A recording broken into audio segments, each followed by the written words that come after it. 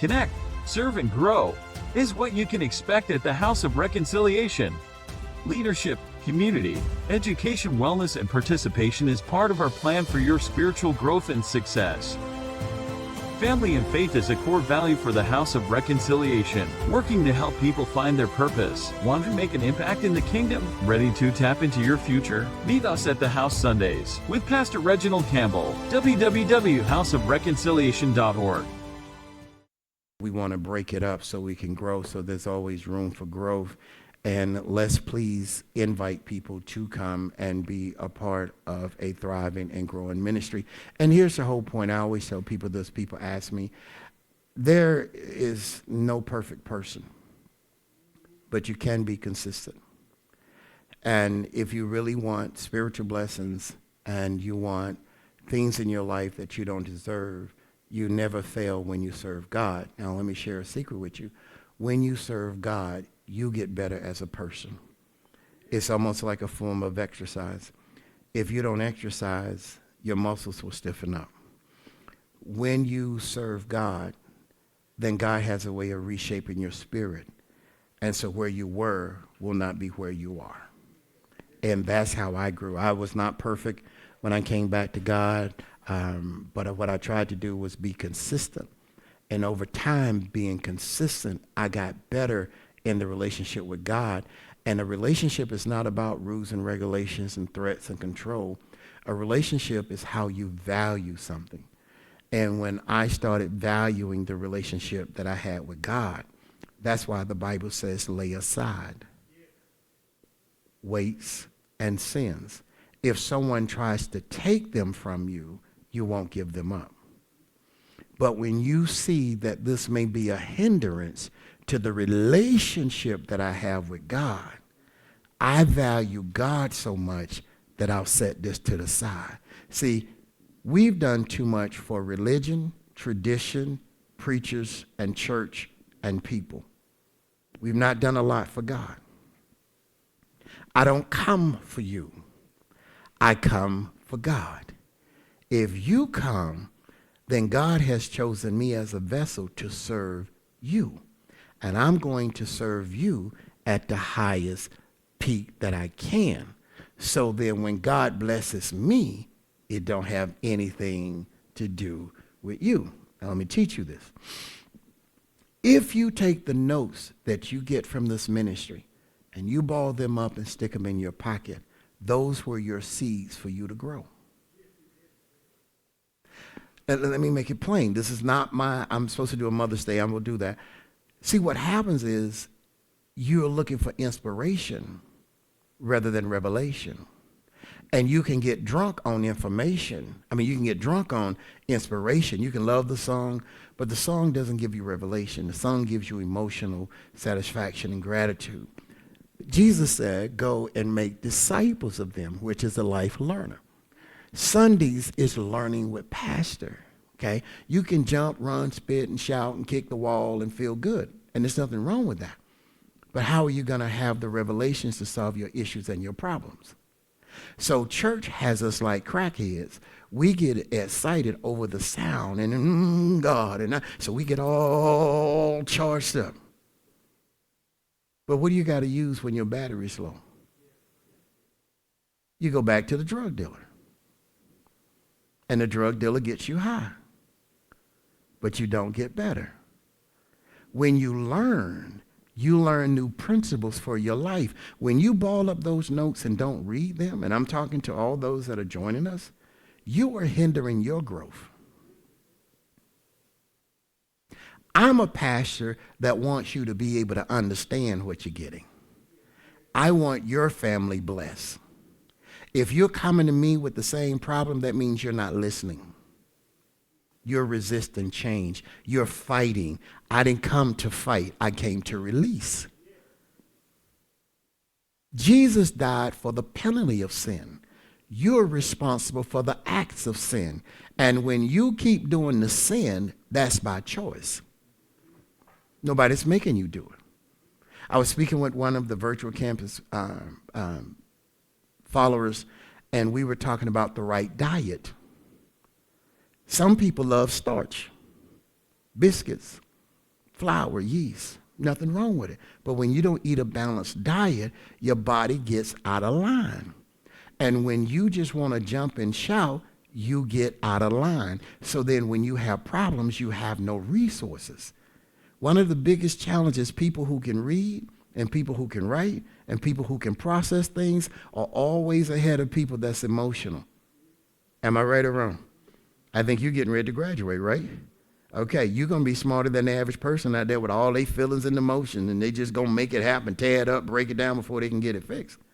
But when you learn the process, then you learn how to integrate into a system that you have different models that you can pull from.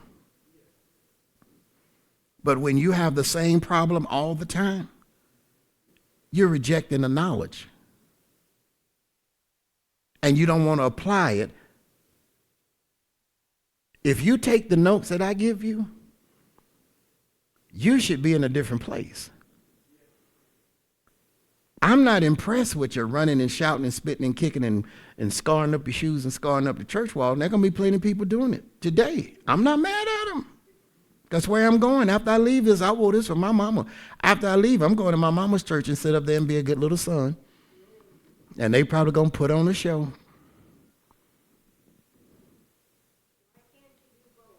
You can. But the problem is what you're shouting about if you ain't learned nothing.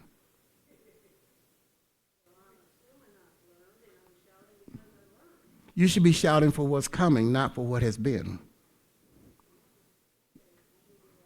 Thank you. One for me. Yes, because see, many people are enjoying the past, but the past don't build your future.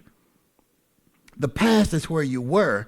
You need to be praising God and getting revelation and thanking God for where you are and seeking the revelations to where you're going to go. Because if you're finished, die so we can bury you. If you plan to live, you're going to need new information, and you need to realize you need to continue to learn and embrace. Am I making sense? That's the kind of pastor I am. I don't want the same. I looked at a church and I said, well, Lord, they got quite a bit of people. Lord said, ain't nothing but the same thing. And Lord, I went to visit them, and I promise you, they all was at the same mindset.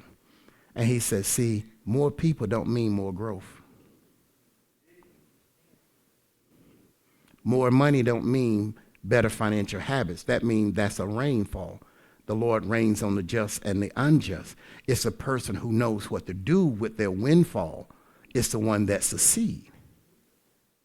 You follow what I'm saying? I'm from both. I'm a worshiper, which I was sharing with someone. I said, you know, I'm the person that would sit in the back.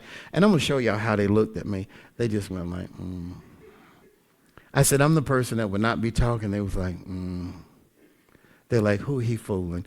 I'm an introvert. I would rather not have to say anything. I'd rather be sitting in the back. Look at my good deacon back there laughing. Oh, set him on fire, Calvin. He back there laughing.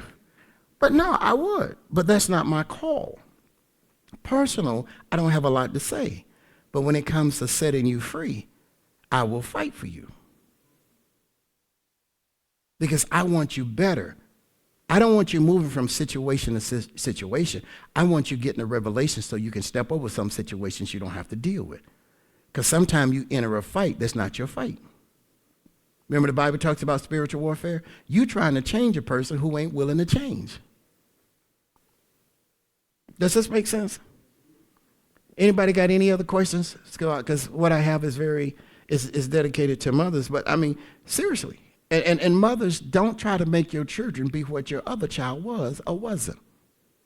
Each child is born with its own set of gifts. Each child is born with its own set of challenges. So when we look at Mother's Day, I want to give you briefly some information on a mother who I think is a symbol for all of us. Her name was Hannah. She was the mother of Samuel. Hannah was barren for a reason. God closed up her womb because he had an assignment for her. And that assignment was to prove not only to the other wives of her husband, but also as a testimony to God. So the Bible says, and you can study it, He specifically shut up Hannah's womb because he needed Hannah to be on another level when he released her womb. See, this is what I'm saying about sometimes being emotional. There's nothing wrong with it. But if you just emotional, how do you get to the next level? If you put water in a pan or in a pot and boil it and it gets to 212 and it continues to boil, how much water will stay in that pot and for how long? There you go. It won't. And see, God wants you to be balanced. So he closed up Hannah's womb so he can mature her for a season.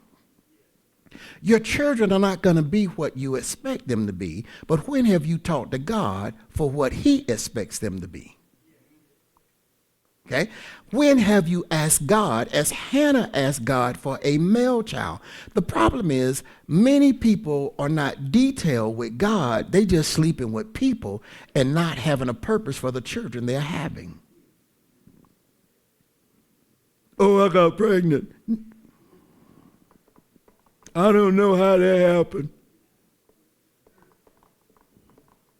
Oops.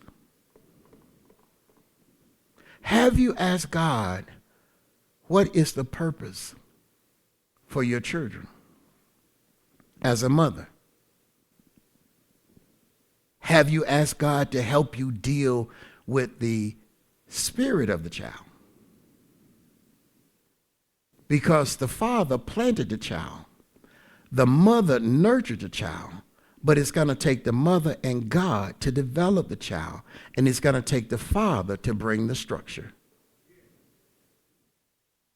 Oh, y'all just had babies? No future, no college, just making babies. We're going to have a conversation. I'm at home. Oops, this is what I did. I felt good about myself, so okay. So even if you have a child today, what is the text and content are you seeking God for your child? Because your child got two things working against it, the spirit of the daddy and the spirit of you. And if both of y'all know y'all been jackasses, then you can't complain about having a jackass child.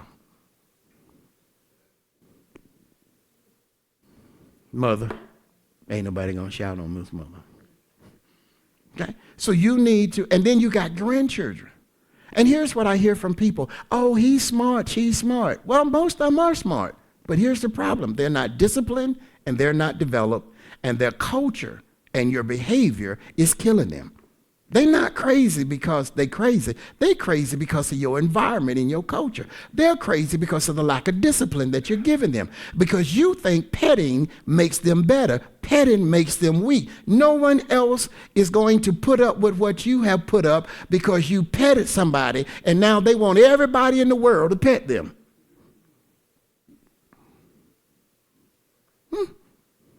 Someone said to me this morning, said, you don't pet your children. I said, no, I don't. I treat them all the same. And sometimes that's a struggle.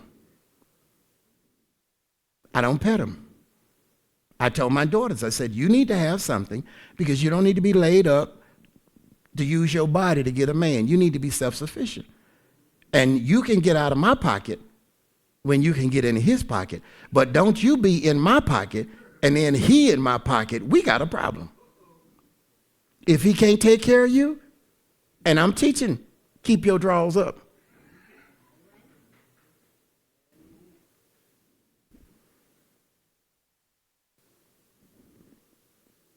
I would love my grandchildren, but if I'm going to keep them up and can't write them off, you need to go on and give them to me.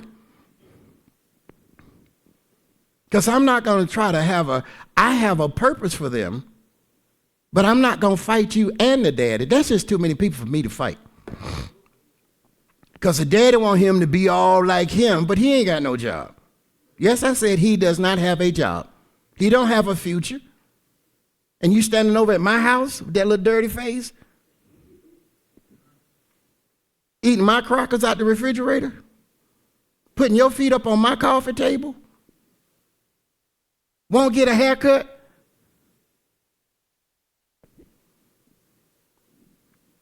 Anybody want to talk to me? I went to see my financial advisor. I looked in the room. I didn't see a whole lot of other people. Everybody in there had on khaki pants and had on clothes, and they were sitting there handling 10 and $15 million accounts, some of them handling $1 billion accounts, and you somewhere grinning and skinning over somebody with their pants hanging down and they boom boom hanging out with some underwear they ain't changed in 3 weeks, and you think he fine. And y'all think y'all can pull up in my driveway? You are not welcome here. It's not that I don't love you, but I have a standard. And I'm not giving up my standard to be your friend. And for those of you out there who want to say you trying to act like them, no, I am them. I am God's child. I am God's people. They always say, not like us. I am God's child. I'm not trying to be like them, and I'm not trying to be like you. I'm trying to be what God called me to be. And as a mother, you should have vision for your children. And teach them a standard. How you gonna run somebody's company? Run a company looking like you're gonna rob somebody. You don't dress your children for success. You dress them to be cool. Give them stupid names. What's your name?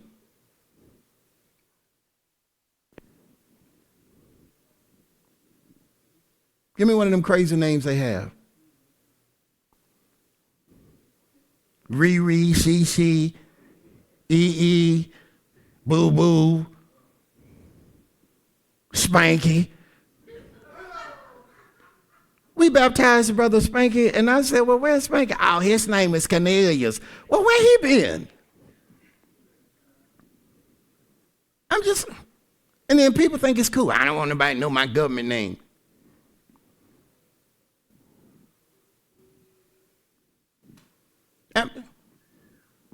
They only got about 10 minutes. I'll be gone. I got to go see my mama. But am I telling you the truth? I'm telling you the truth. A mother is to nurture. Father plants the seeds. This is why some people are so attached to their mom, because you spent more time with your mom than you did your dad. Your mom nurtured you until you were born, so you have that connection. And this is for people who their mothers have gone on. And I was saying to the young lady this morning, if you still have your parent, mother or father, you need to record them and take pictures. Don't let your mother get all bougie and fix up, because that ain't your mama. That's your fine mama. You need to take your mama in the rawness of her state. I take my mama just raw. No teeth, no hair, no glasses.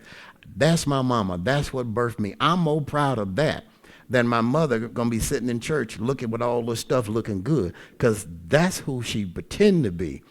I want to know who she is. And that is what I love. What am I saying? Women, your beauty is not in your body. Your beauty is in your heart. Don't ever let a man tell you you ain't worthy and you ain't good enough. Everybody makes mistakes. I want you to know how valuable you are. None of us would exist without you. You have nurtured us to be. Mothers can develop strong young men, but young men need strong alpha males to teach them how to be providers. Too many women are providing for men, and then I cannot understand a father making an excuse for his son. I have a strong men following. Ooh, I'm going to kick y'all in the teeth the rest of this month, so just get ready for it. Right? You're supposed to be leaders. A woman, God never called a woman to lead you. You're supposed to be leaders. You're supposed to be to the head of the house. You want to tell the woman that she needs to obey you, but do you obey God? No woman has to obey a man that don't obey God. You can't use biblical principles just for your convenience. Now put that in your pipe and smoke it. And so y'all are, oh, the man the head of the house. Well, where's his God? His God somewhere down at the liquor house.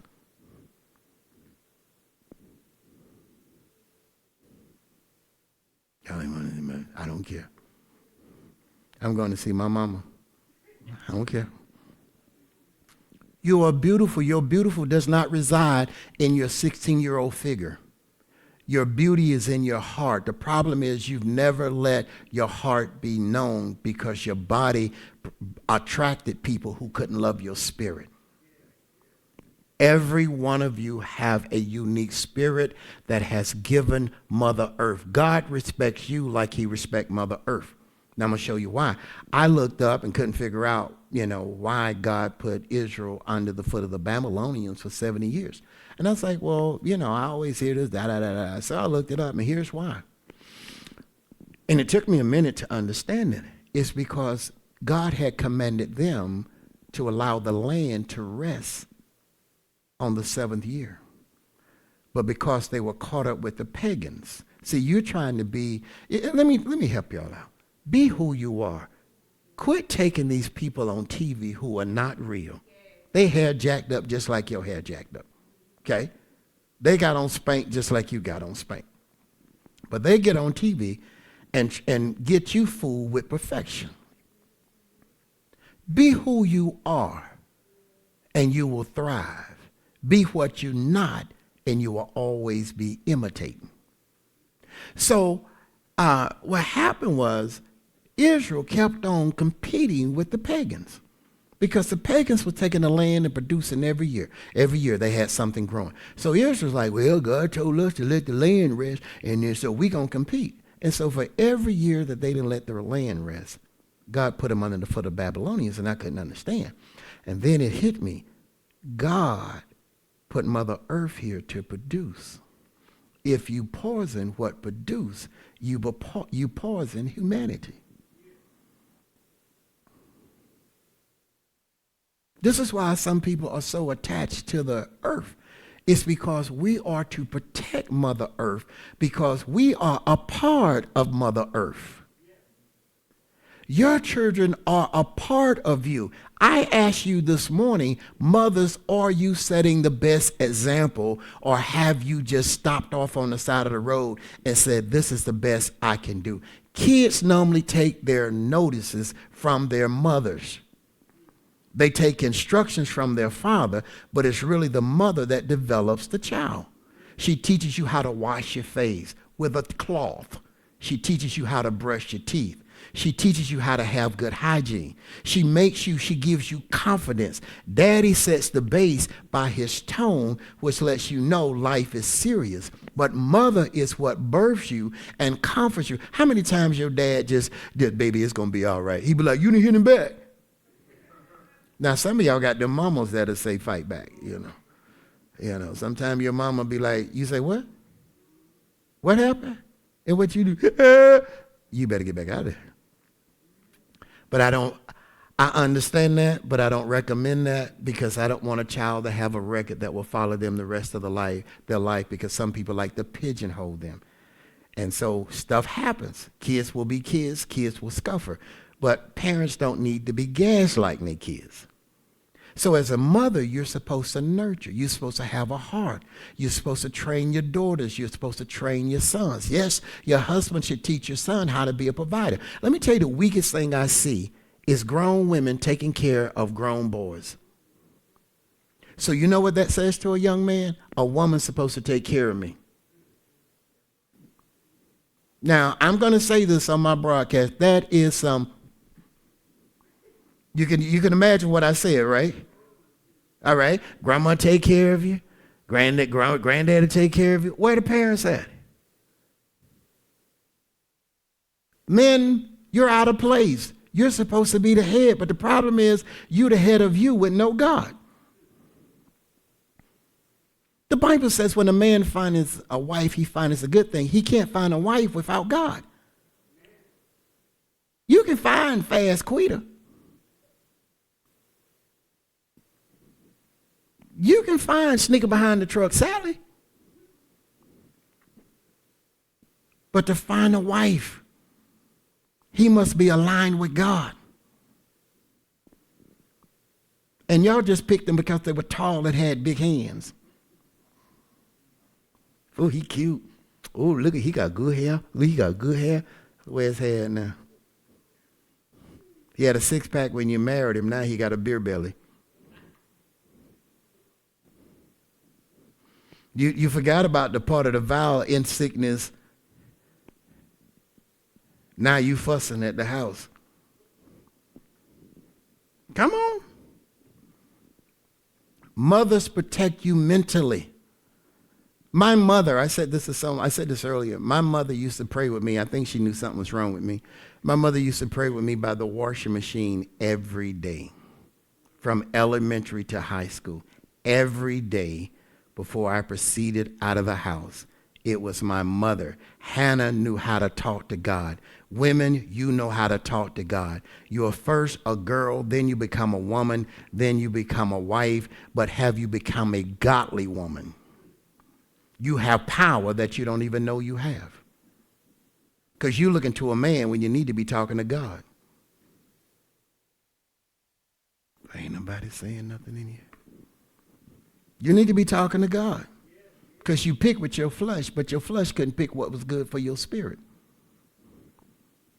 And you need to, and sometimes God don't help you because you won't make up your mind whether you want a man or you don't want a man. So, as I said, every person, if you have a mom, and I said to a young lady today, take a picture. That's your mom. Now let me help you out. Let me go to real strict pastor. Your mom does not have everything to give you. Your mom gave you what she could. Your mom didn't come up in the environment that you did. And so the feelings and the roughness that you have about your mom, and let me give you biblical basis. Cain could not change. That's who he was. Esau could not change. That's who he was. Saul could not change. That's who he was. Judas could not change. That's who he was. Sometime a mother, neither a father, has everything to give you. The great Oprah Winfrey said. She tried her, I don't want to get her story wrong, but I think something happened to her mom and Oprah was born and her mom really didn't know how to deal with it. And so Oprah said what she needed her mom couldn't give her. But then she realized she can't give me what she don't have. Your mom has done the best she could with what she had in an environment that she was brought up on. My mother used to say this to me as a son, and she used to say this to my sister. She said, be careful being around men because they will ravish you. Now, what in the world is... And when she came along, there were barns, there was segregation, there was Jim Crow, and anybody would attack and molest a little girl, whether they were family or foe. And you had no rights and you had no protection because it could be your uncle. I spoke with someone today who the father was molested by the aunt. And then the uncle molested the niece. So you don't know your mother's story. You don't know what she's been through. You don't know that life and people didn't give her a chance to finish developing. But I can tell you what, I bet you she gave you more than what she had. And so you need to love that part. And if you have a chance, take a picture of your mom because, and I record my mother, because there are those who've lost their mothers. And let me help you out. You lost her in the flesh because you got to realize the quality of life. And so you don't want your mother somewhere on a life support and she doesn't have quality of life. And that's the thing I try to teach people. It isn't this thing, oh, they starving them. That's ignorance. All right? And I'm going to tell you right off the bat. Come to me as a pastor and I will tell you the truth. That's ignorance. But you don't know the pain they're in because you've never been in that situation. I have legally been declared dead twice. So I know what it is to have rigor mortis crawling up your body. It is a pain you don't want. So I recommend that whatever life is there, you enjoy it. You enjoy it because your mother gave you what she had. If she could have given you more, and if she wasn't exposed to it, she can't give you what she don't know. So this is why I say to those that are here, pray and ask God to help you know how to be a better aunt, a better mother. Ask God to help you understand the spirit of your child, the positive, the neutral, and the broken, and the generational curses. Am I making sense? So if you have a mother, take that time to take those pictures. It's not what your mother can give you. Your mother made a sacrifice just to birth you. And nothing, even in the animal kingdom, some mothers can birth cows and calves and things like that, but don't have a nurturing spirit. So no one should be holding a grudge against their mother, because there are stories your mother have never told you. You respect them because they're their mother earth. You respect your grandmothers and you respect your aunts because they can deposit into you what maybe your mother couldn't and didn't have. So record. And that's what I do with my mom. She started talking, I just put on the tape recorder and I just record, because that's for me as a son. I don't want to see the bougie mama.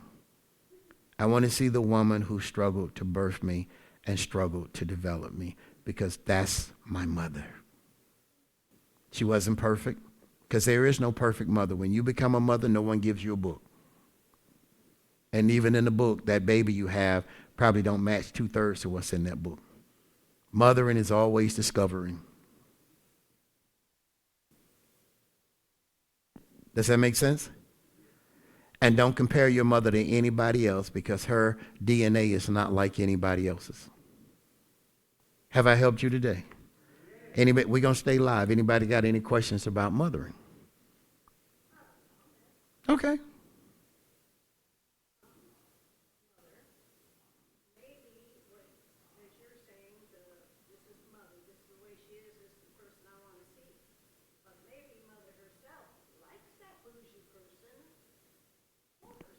And that's good. I don't have a problem with it.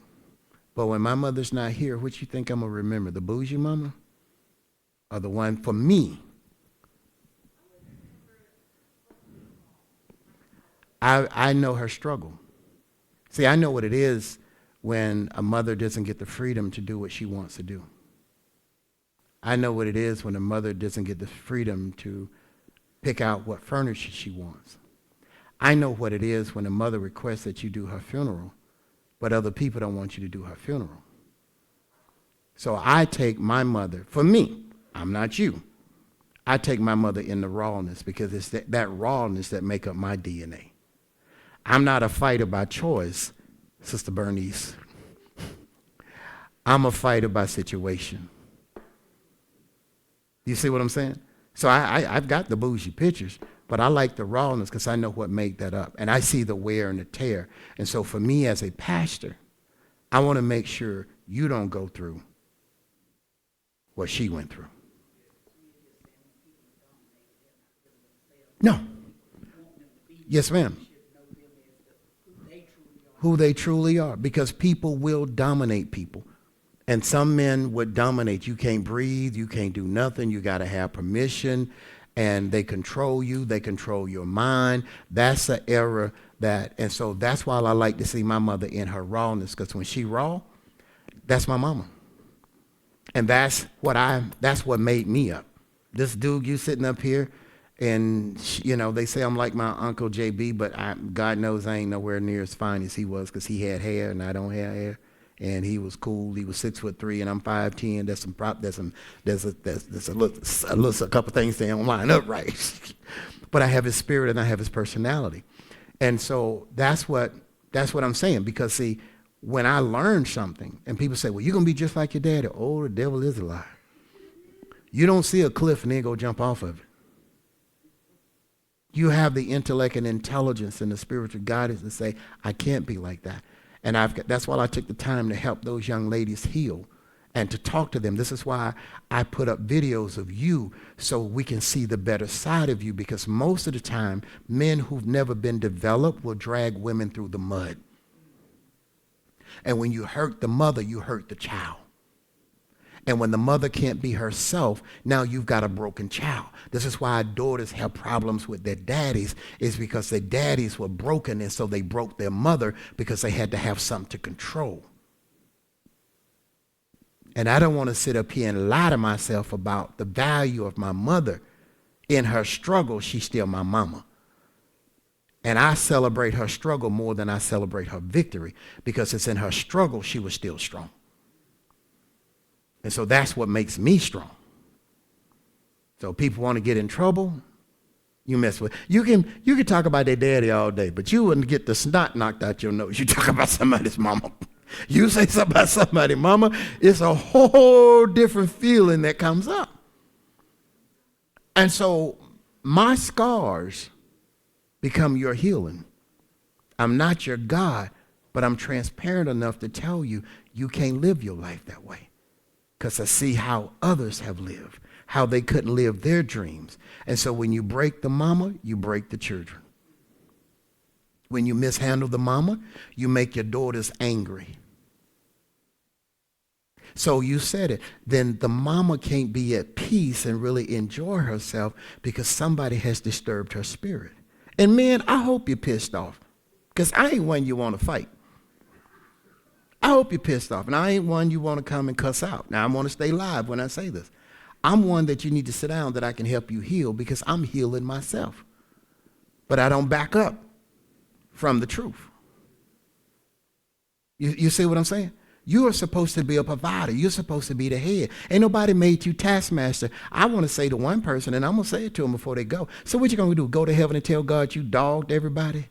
You abuse everybody? You control everybody? You going to go to heaven with that? You think God going to let you in? Because you was a BA?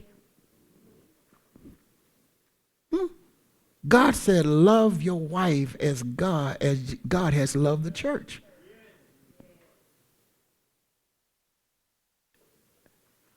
And I'm not saying women are perfect, because, you know, sometimes y'all got multiple spirits in you. I ain't saying all that now. We ain't going to start telling no lies up here. But even with that, and this is what I say to young people and to young couples, you can get anything to meet your flesh need, but can you get anything to meet your spiritual need? So when you're having a bad moment, he knows how to pray for you. He doesn't rule you from the natural perspective. Ah, shut up, I don't care. All that. No. He knows how to go down on his knees. That's the true head of the house. And that's what I want to teach young men like that. Your voice and your control is not God. Because sometimes what's broken isn't human, it's spirit. And so if you don't know how to pray, then how do you cover your house? As the head of the house. See, you think being the head of the house is bossing everybody and your food on the table because you just walked in the door. But have you asked God to help you learn how to deal with the spirit and how to help that woman and how to pray for that woman? That's what I'm talking about. That's when you're the head of the house. When she's sick, you can hold her up before God.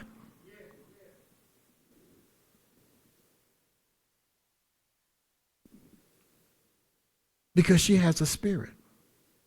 She's not only human, but she has a spirit. And she's going to have difficult times. Now watch this, that she needs to lean on your faith and not on your body. There are times she needs to lead on your finances and not on your masculinity. Those are the kind of men I lead. And he takes more than you take, because he's supposed to cover you. And so sometimes, daughters, your mother wasn't covered. That's why she's the way she is. Because the woman was fine until she met the man.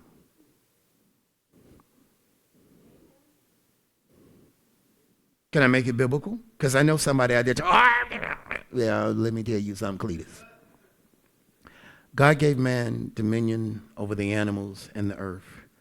When he made Eve, Adam was still asleep. The Bible says that one day is 1,000 years with the Lord. Eve could have walked with God 10 million years before he ever awakened Adam. And when Adam met her, she had a brain, she had a personality, she knew how to speak, she knew how to function. And you know what the first thing Adam said? I'm going to name her Eve. He never respected her from the point. And far as I know, God never told him to name her. Because what did God call her? Woman. And when he sinned, who did he blame? Say it loud. Come on, James Brown, say it loud. He blamed the woman. So my question to men is, when do you take responsibility? You don't have to like me, but the truth don't change. Somebody said men are convenience. I understand. This is why I'm being honest. And so a man don't have all the answers, but he ought to stay before God so he can get at least 80% of them. And if men would get before God, women's attitudes would be a lot better. It is men's attitudes that took the femininity out of women. I'm going to close the book on that one. The reason she's so tough is you treated her like a truck and not like a woman. You treated her like an object and not like the creature that God gave her, because he gave you. She was a gift to mankind. But let me say this. When you don't know how to treat yourself, you won't know how to treat others. God bless you.